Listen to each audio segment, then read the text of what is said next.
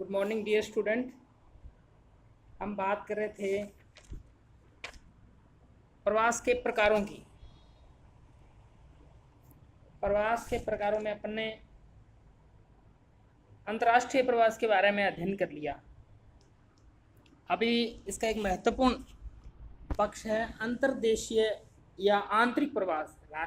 किसी भी देश की सीमाओं के अंदर प्रवास, उसको कहेंगे अंतर्देशीय या आंतरिक प्रवास, इनलैंड माइग्रेशन। किसी भी देश की सीमा के भीतर उसके एक भाग से दूसरे भाग के लिए होने वाले प्रकार को अंतर्देशीय या आंतरिक प्रवास कहा जाता है। आंतरिक प्रवास एक प्रांत से दूसरे प्रांत के लिए अथवा एक जनपद से दूसरे जनपद के लिए, इसमें प्रवासी व्यक्ति क्रमशः प्रांत जनपद की सीमाओं को पार करते हैं।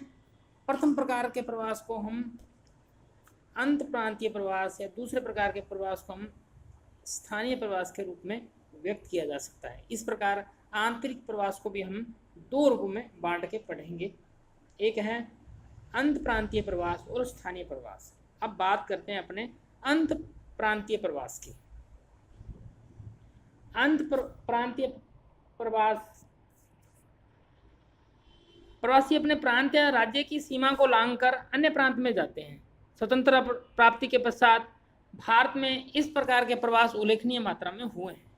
उत्तर प्रदेश के पश्चिमी नगरों, दिल्ली में, पंजाब और हरियाणा से आकर काफ़ी संख्या में लोग बस गए। इलाहाबाद में अनेक पंजाबी और बंगाली परिवार हैं जो क्रमशः पंजाब और बंगाल प्रांतों से आकर यहाँ बस गए। इसे अधिकांश भारत पाक विभाजन के समय के विस्थापित परिवार हैं। उत्तर प्रदेश और बिहार की सघन आबादी वाले क्षेत्रों में बड़ी संख्या में लोग रोजगार की खोज में पश्चिमी बंगाल, महाराष्ट्र, गुजरात के औद्योगिक नगरों में चले गए हैं। इनमें से बहुत से लोग यहाँ स्थायी रूप से बस गए हैं। दिल्ली में भी पूर्वी उत्तर प्रदेश के प्रवासियों की संख्या अधिक है। अभी कोरोना काल के अंदर हम इसको महसूस किया है, नज़दीक से महसूस किया है। आंतरिक प्रवास के उदाहरण प्रायः सभी देशों में मिलते हैं। अंतर्देशीय प्रवास का सामान्यतः सरकारी नियंत्रण नहीं होता, इसमें अधिकतर स्वतंत्र और ऐच्छिक होते हैं। 19वीं शताब्दी के उत्तरार्ध और 20वीं शताब्दी के प्रारंभिक दशकों में संयुक्त राज्य अमेरिका के पूर्वी राज्यों से जनसंख्या का प्रवास पश्चिम की ओर कृषि प्रदेशों तथा अन्य औद्योगिक क्षेत्रों की ओर हुआ। सन 1917 की रूसी क्रांति के पश्चात सोवियत संघ के पश्चिमी प्रांतों से भी काफ़ी लोगों को साइबेरिया के कृषि भारों में काम करने के लिए ले जाया गया, जो आंतरिक प्रवास का एक उदाहरण है। अंतर्प्रांतीय प्रवास ग्राम से ग्राम के लिए, ग्राम से नगर के लिए, नगर से नगर के लिए अथवा नगर से ग्राम के लिए किसी भी प्रकार का हो सकता है, किंतु उसमें प्रांत का परिवर्तन आवश्यक है। अब बात करते हैं अपने स्थानीय प्रवास की। इसके अंदर प्रांत का स्थानांतरण आवश्यक नहीं है।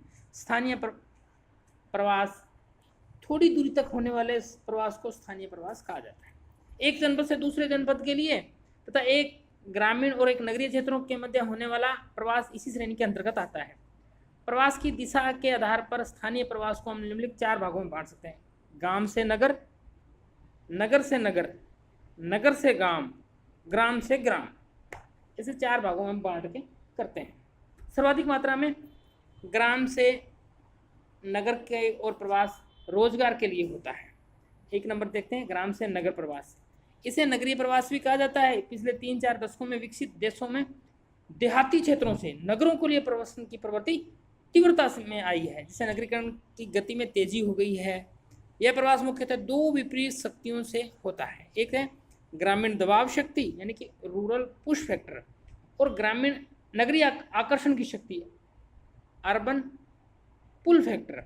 ग्रामीण क्षेत्रों में निर्धनता, बेरोजगारी के अवसरों की कमी या बेरोजगारी, न्यून तथा निश्चित मजदूरी, शिक्षा, चिकित्सा, मनोरंजन आदि सामान्य सुविधाओं की कमी के कारण असंख्य युवक देहात से नगर की ओर जाने के लिए विवश हैं और बेहतर जीवन यापन के लिए उद्देश्य से नगर की ओर पलायन करते हैं।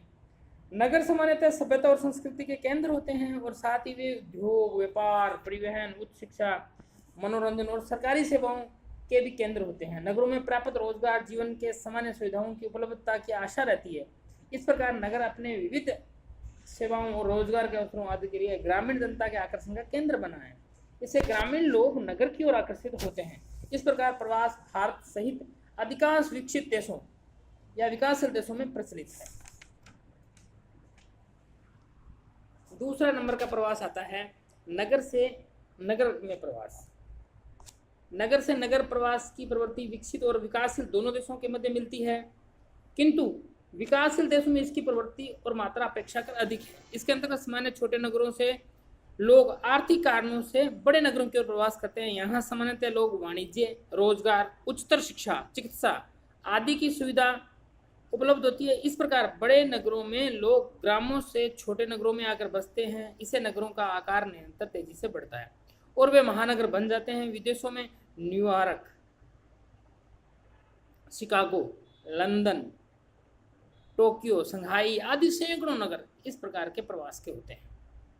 भारत में कोलकाता, मुंबई, चेन्नई, दिल्ली आदि महानगरों की निकटवर्ती तथा संलग्न राज्यों के नगरों में प्रतिवर्ष उल्लेखनीय मात्रा में प्रवास हो रहा है। इससे नगरों की जनसंख्या तेजी से बढ़ती है। अब तीसरा नंबर बात करते हैं नगर से ग्राम प्रवास। नगरीय क्षेत्रों में ग्रामीण क्षेत्रों के लिए प्रवास की प्रवृत्ति अधिकतर विकसित देशों के महानगरों में पाई जाती है। विकासशील देशों में इस प्रकार के प्रवास का प्रचलन बहुत ही कम है। इस प्रवास में प्राय उच्च वर्ग के लोगों की संख्या अधिक होती है। महानगरों में बढ़ती भीड़ भाड़, प्रदूषण की समस्या छुटकारा पाने के लिए लोग अपने नगरीय आवास को छोड़कर नगर के उपांत क्षेत्र में निवास करने लगते हैं। यहाँ उन्होंने नगर के शोर शराबा, भीड़ भाड़ रहित स्वच्छ वातावरण, विस्तृत भूमि उपलब्ध होती है। तीव्रगामी यातायात साधनों, विशेषकर निजी वाहनों के द्वारा उनका संबंध नगरों से पूर्णतः स्थापित रहता है। नगरों के पुराने केंद्रीय भाग से जनसंख्या का पलायन नगर के बाहर उपांतीय क्षेत्र के रूप में होता है, जो सामान्यतः कुछ वर्षों पश्चात मुख्य नगर में जुड़ जाता है। विकासशील देशों में नगर से ग्राम का स्वरूप इसमें कुछ भिन्न है। नगरों में नौकरी करने वाले मजदूर कुछ विशेष अवसरों पर अपने पैतृक गांव में लौट आते हैं। इसी प्रकार नगर में सेवारत अनेक कर्मचारी सेवा मुक्त होने के बाद अपने पैतृक गांव को लौट आते हैं, यही वहीं रहने लगते हैं। अब तीसरा है ग्राम से ग्राम प्रवास। इस प्रवास विकसित और विकासशील देश दोनों में होते हैं। प्राय ये दो कृषि प्रधान क्षेत्रों के मध्य होते हैं। जिस क्षेत्र में कृषि की कमी और जनसंख्या घनत्व अधिक होता है, वहां से कृषि आधारित जनसंख्या का प्रवास ऐसे कृषि क्षेत्रों के लिए होता है जहां पर्याप्त उपजाऊ कृषि भूमि उपलब्ध होती है और कृषि के विकास की नवीन संभावनाएं उपलब्ध रहती है। इस प्रकार के दो रूपों में पाए जाते हैं। प्रथम, अल्प विकसित तथा सघन जनसंख्या वाले क्षेत्र या कृषि क्षेत्रों में विकसित क्षेत्रों प्रदेशों के लिए यहाँ कृषि कार्यों में रोजगार के लिए अधिक अवसर उपलब्ध होते हैं। पूर्वी उत्तर प्रदेश तथा बिहार के पिछड़े हुए ग्रामीण क्षेत्रों में रोजगार पाने के लिए बड़ी संख्या में पंजाब, हरियाणा के ग्रामीण क्षेत्रों में प्रवास हुआ है। द्वितीय, किसी प्राकृतिक, धार्मिक तथा सामाजिक संकट के कारण ग्रामीण क्षेत्र में ऐसे लोग किसी अन्य ग्रामीण क्षेत्र को स्थानांतरित होने को बाध्य होते हैं। यहाँ कृषि के अनेक अविकसित पर्याप्त कृषि भूमि पाई जाती है। भूमि सस्ती होने के कारण कुछ कृषक बड़े बड़े कृषि फार्म स्थापित कर लेते हैं। ऐसे क्षेत्र में प्रवासी ग्रामीणों की बस्ती बस जाती है। इसका प्रभुत्व हो जाता है। उत्तर प्रदेश के तराई क्षेत्रों, दक्षिण की पठारी पेटी में प्रवासियों द्वारा आवासित अनेक ऐसे उदाहरण देखे जा सकते हैं। अब है मौसमी या सामयिक प्रवेश। मौसम के अनुसार प्रवास का स्थानांतरण होता है। कुछ निश्चित समय अंतराल में या से अथवा मौसमी परिवर्तन के अनुसार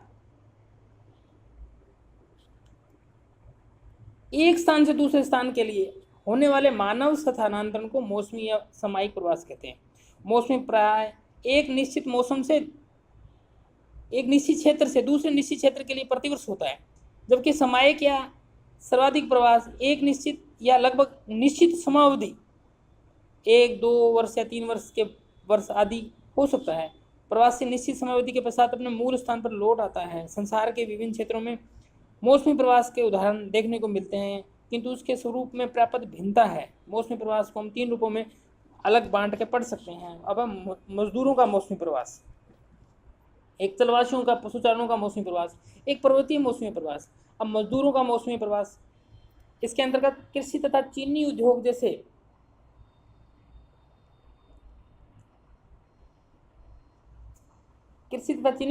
जैसे कुछ व्यवसायों में मजदूरों को वर्ष भर काम नहीं मिलता। ऐसे व्यवसायों में अधिक श्रमिकों की आवश्यकता होती है, कुछ निश्चित अवधि के लिए होती है। जिस समय मौसम में किसी कृषि प्रदेश में खेतिहर मजदूर की अधिक आवश्यकता होती है, इस समय विभिन्न भागों में आकर कृषि प्रदेश में मजदूर एकत्रित होते हैं। जैसे फसलों की कटाई के समय खेतों की कार्य समाप्ति जाने पर ऐसे मजदूर पुनः अपने निवासी क्षेत्र को लौट जाते हैं। प्रथम विश्व युद्ध के पूर्व इटली और स्पेन ने हजारों संख्या में मजदूरों को अर्जेंटीना में गेहूं की कटाई के लिए ले जाया गया। कटाई के पश्चात वे स्वदेश लौट आते थे। 1907 से 1913 के मध्य औसतन 60,000 श्रमिक प्रतिवर्ष इस मौसमी स्थानांतरण में सम्मिलित हैं। इस प्रकार विभिन्न कार्य के लिए मजदूरों को दूसरे स्थान पर ले जाया जाता है। दूसरा है चलवासी प्रवास।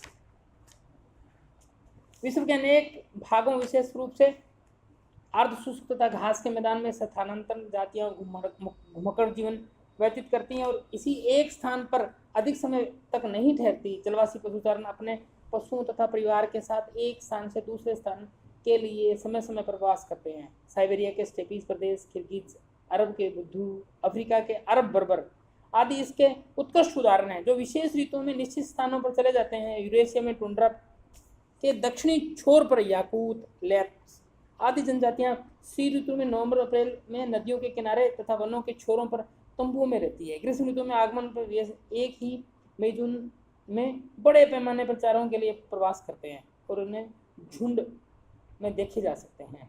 इस प्रकार ये चलवासी पशुचारण प्रवास करते हैं, एक स्थान से दूसरे स्थान पर अपने अनुकूलता के अनुसार वो अपना प्रवास करते हैं। अब है पर्वतीय मौसमी प्रवास।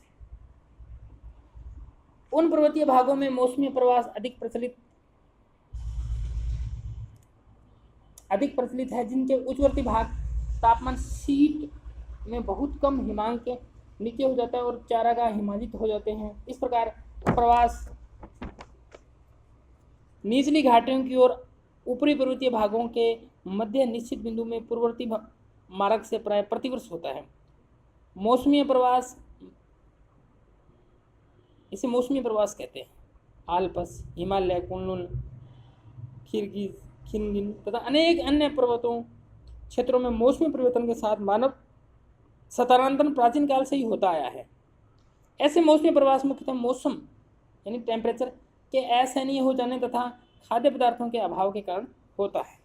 बृहत हिमालय के उच्चवर्तीय भागों में निवासी ग्रामीण ग्रीष्म ऋतु में अपने पर्वतीय ग्रहों में चले जाते हैं। इस समय यहाँ ठंडक कम हो जाती है और पशुओं के लिए चारागाह उपलब्ध होते हैं। शीत ऋतु के आगमन पर हिमपात प्रारंभ हो जाता है।